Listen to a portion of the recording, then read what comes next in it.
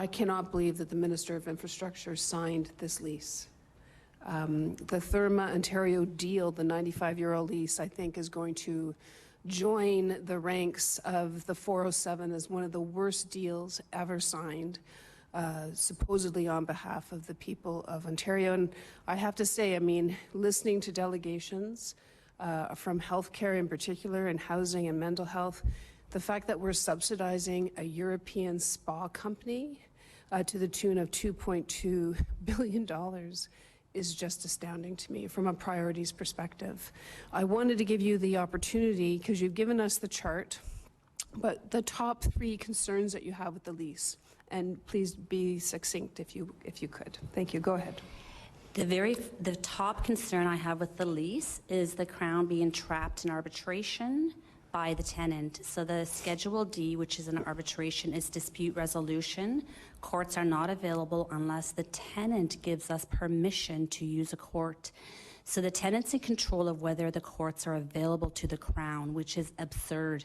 I've never seen anything like this in my life. I totally agree. And what's your second one? The second one is the parking provisions, which was Infrastructure Ontario's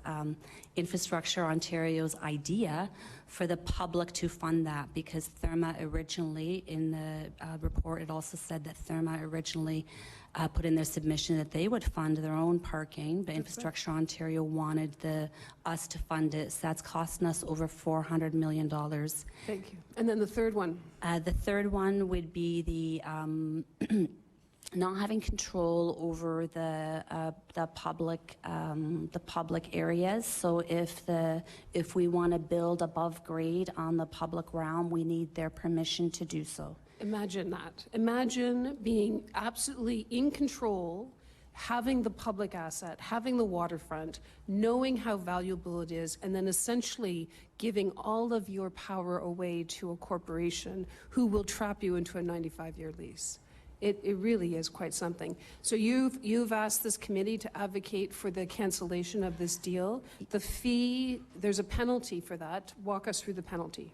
The penalty is $30 million, and we actually have, in my opinion, we have until December 31st this year to cancel this lease, even though there's wording regarding the first permit. I think that the December 31st could trigger an early beginning because of the trickery in the wording in the lease.